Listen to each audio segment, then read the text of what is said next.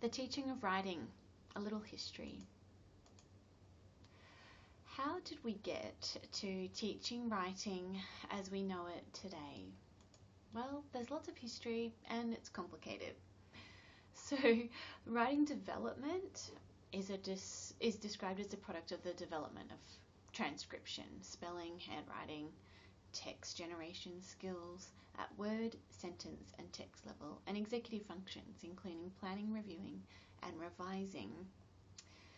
Thinking about that and then writing as a prerequisite to teaching children to write is an understanding of the skills that are developing as children learn to write, as these can be the focus of instruction. Okay, so we talked a little bit about developmental approaches to writing, and we've talked a little bit about genre approaches to writing, but let's go back and then come to this point in time where we are now. I guess what's important is to understand that what you do matters. So as a teacher, we know that there's a close link between classroom teaching and the writing produced by students. So this is good to know. The instructional quality has been shown to uniquely related to children's written composition over and above child level predictors, which is interesting too. So with that knowledge though, there is research that suggests that perhaps teachers often found teaching writing challenging and reported being inadequately prepared. So let's try and avoid that for you. So let's go to that history and let's see what has come before, and let's see what we've taken with us and why. So back in the 70s, there was this approach to teaching writing called the skills approach, which is very much based in behaviourist theory. So writing used to be taught as the process of building a fixed structure out of building blocks. Began with the smallest components, such as individual letters and their sounds, and then moved on to spelling of individual words, and then individual sentences, until finally a composition of a full piece of writing. Now these individual components were taught separately, and often in terms of rules about what was correct or incorrect. And this approach heightened students' awareness of language structure, and it was about controlling the writing produced by students. So language and knowledge and experience which children brought from the home or from prior knowledge and experiences was not necessarily valued, especially where that knowledge related to languages other than standard Australian English. So the skills approach has some pros in that it starts with small units and acts like building blocks, okay, which definitely has its place, of course, but it wasn't sufficient just to teach on those premises and in that way, because we now have multimodal and hybrid texts, okay, and they're quite complex compared to how we think of just a written text on its own. And the focus was on behaviour and skills rather than on literacy as a social, cultural and cognitive practice. It doesn't recognise diverse backgrounds or experiences and knowledges that students may value and bring to the classroom, and didn't emphasise the combining and recombining of skills in different ways for different contexts and different purposes. It was very decontextualised and unrelated to the real world. And then this is sort of the era where I learned to be a writer, the language experience approach, which was a little bit about creativity. There was lots of importance placed on reading, writing, listening and speaking.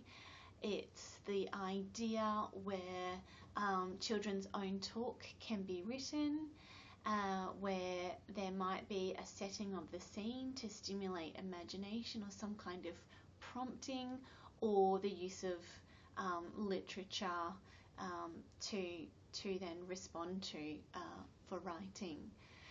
Okay, and that may sound familiar to some of you also. So some problems with the language experience approach is that it was difficult to translate into practice. where are the skills elements in that kind of approach? Where's the pedagogic sequence? It's difficult to know how to assess as well. So it's very student driven from their oral language. Now we have moved to sort of the process writing in the 80s and sort of developed over the next decade or so, and it's about learning to write by writing. So it's modelled by an adult writing process, and process writing involves pre-writing, drafting, revising, editing and publishing. So teachers sort of knew that students needed to recognise how the individual components of writing were connected. The student's ability to take part in the process came to be valued as much as the accuracy and conformity of the final product. And so this is known as process writing. And the process writing approach aimed to build on the knowledge, skills and understandings about writing that students brought with them to school. It encouraged teachers to set up classrooms rich in written language.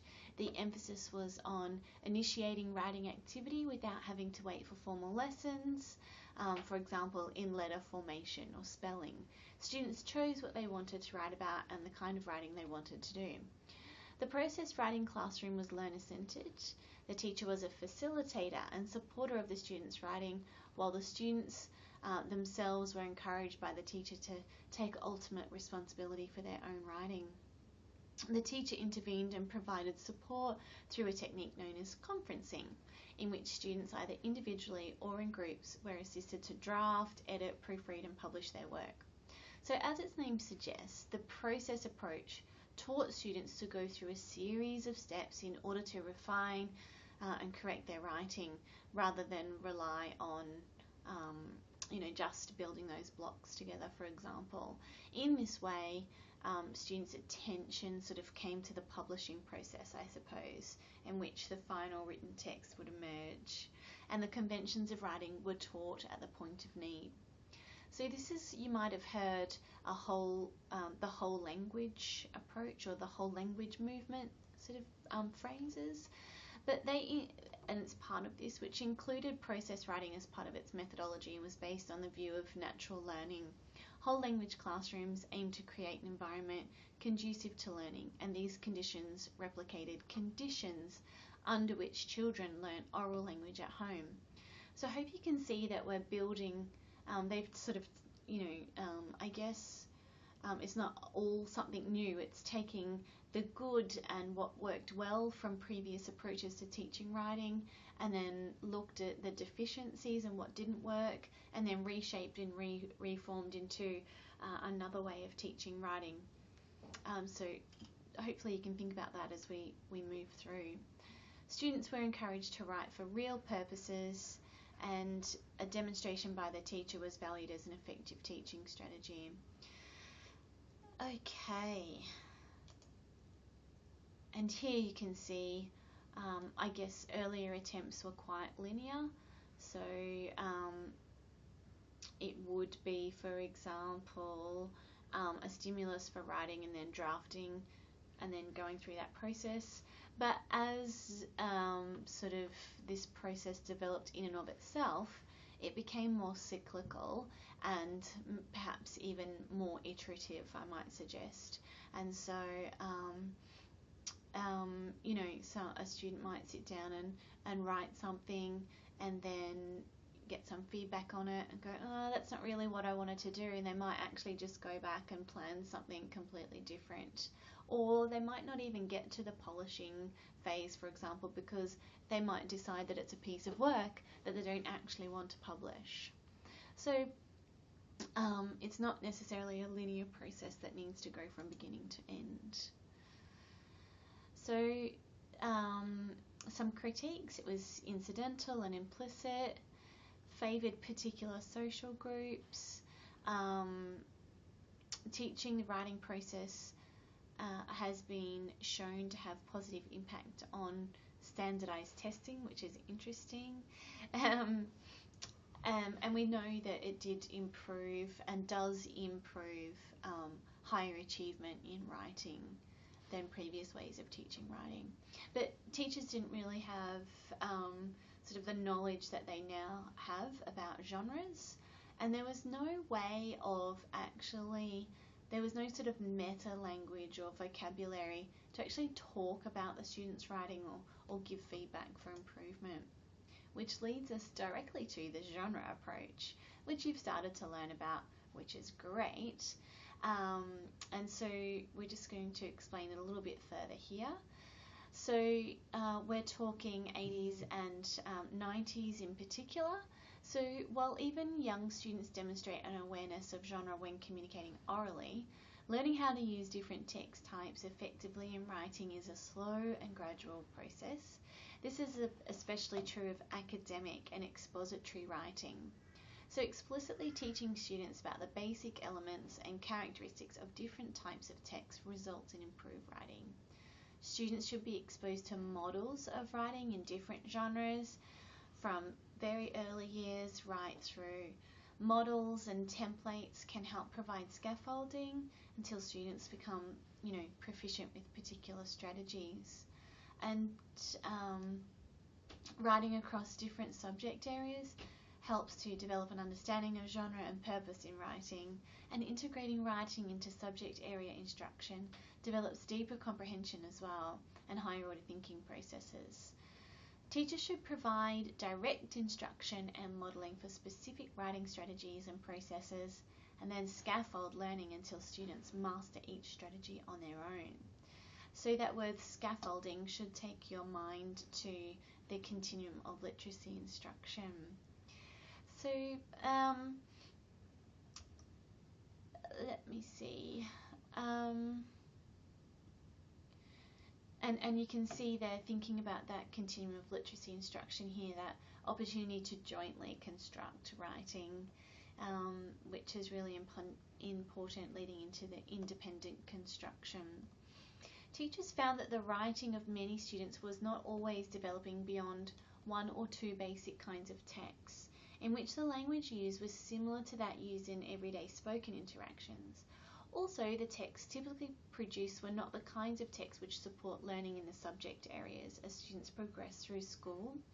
It became apparent that many students needed more knowledge about the kinds of writing they would need in order to be successful at school and out into the real world.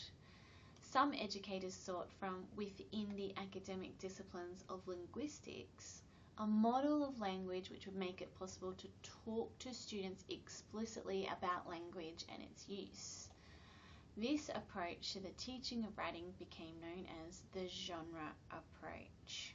All right, so a very explicit definition: genres are descriptions of text structures and language features which are typically used to achieve different social purposes. Okay, and so interestingly, in Australia and particularly in Queensland, the genre approach to writing became very, very popular. And definitely when I was learning to be a teacher, it was a focus and very new and exciting way of teaching writing, and it's very much become solid. I would say throughout schools, and something that teachers do very well. And I'm sure when you've been on your professional experience, you've seen evidence of genre approaches to the teaching of writing. Particularly, I'm sure you've seen skills approaches as well. I'm sure you've seen language approaches also, and I'm sure you've seen writing process approaches as well. But I think the genre approach is a very strong approach to teaching writing. Okay, so in terms of a pedagogy, a way of teaching writing, we've got modelling, joint negotiation, and independent construction. And again, thinking about the continuum of literacy instruction, and that modelled, shared, interactive, guided, independent, and that continuum, that toolkit of approaches to teaching writing. You can see that reflected here in this model. Okay. But the genre approach has limitations too. So what can happen is that the teaching of writing can become decontextualized from the personal purposes of students. It becomes, okay, it's term 4, we're teaching narrative, and so it goes, and it becomes decontextualized perhaps. The critical promise of empowerment may not be realised if writing education becomes unduly focused on the forms of genres.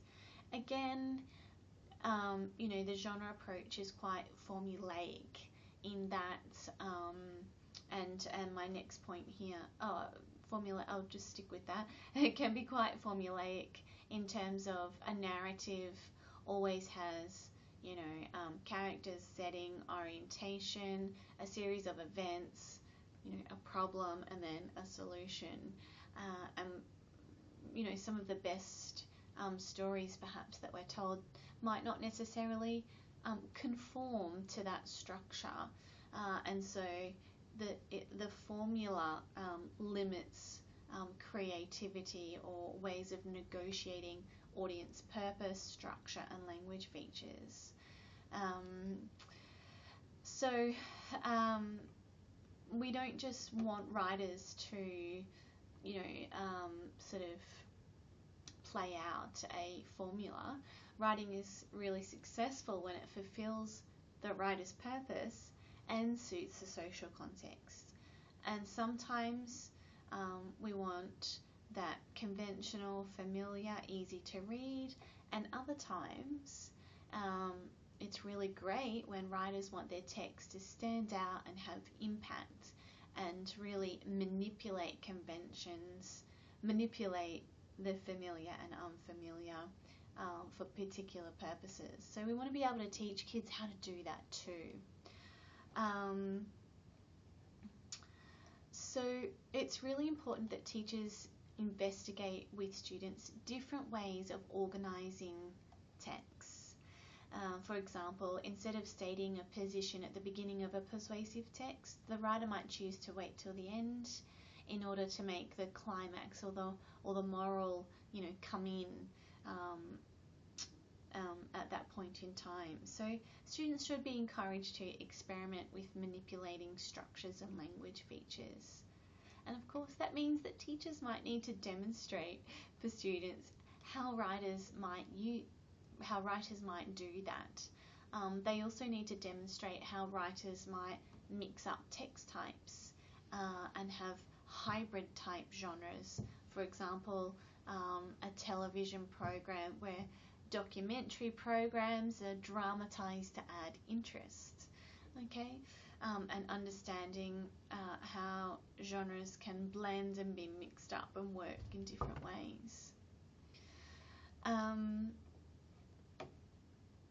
And that sort of relates to my point here around hybrid genres and digital texts. So then we move into social critical approaches. Okay, it shifts the focus from trying to find the right method or that given structure, and trying to find a method that actually suits a range of practices emphasized, in which a writing program can indeed cover, those social practices that are expected around writing, but also integrate a broad repertoire of textual practices that are required for the 21st century, new economies and cultures. And we've definitely talked a lot about the 4 resources model prior to this. And so really thinking here how the code breaker is about those potentially those building blocks, and the text participant really drawing on what the individual brings to the reading and writing process and how meaning is made, and text user around audience and purpose, and having, communicating through reading and writing as a social practice, and understanding how texts can be manipulated for a different audience and a different purpose. And then this really important stuff, the text analyst stuff, where, and we've talked a lot about this in the context of reading, but not necessarily in writing. So we want to teach students to be critically aware that the writing that they do impacts others, and the words that they choose and the structures they choose, the way in which they choose to put together their writing actually has an impact outside of themselves. And this brings us to a concept called reflexive identity building approaches. So according to Evanick, Elbow and others, reflexive identity building approaches draw on this idea of voice, that it's about developing a relationship between the writer and the reader. So we often focus on the mechanics, the structure, the language elements when assessing writing in particular, but voice is important in terms of achieving social purpose, appropriateness for a real audience, the mode, the subject matter. It can bring together the field, tenor and mode. So voice can sometimes mean the difference between writing tasks for the teacher and becoming a writer, or developing an identity as a writer. What kind of writer do you want to be? What kind of writing do you want to do and put out there in the world? What do you want your writing to actually achieve? And so we're talking about creating a self-conscious learner who's able to identify particular issues either for themselves, for their school or local community, or broader global issues, and is able to sort of deliberate their own values, ideas and motivations, factor in expectations and feedback, and is able to take action. Very interesting approach to teaching writing, and still very much developing. And I think it would be interesting to talk to you in workshops about whether you've seen this kind of teaching of writing in schools on your professional learning experiences, and we can talk about why you may or may not have experienced that. Thinking about how does the curriculum, assessment and cultural climate of today influence the way in which we teach writing? And that question may help you answer or bring some discussion to the workshops on this very topic.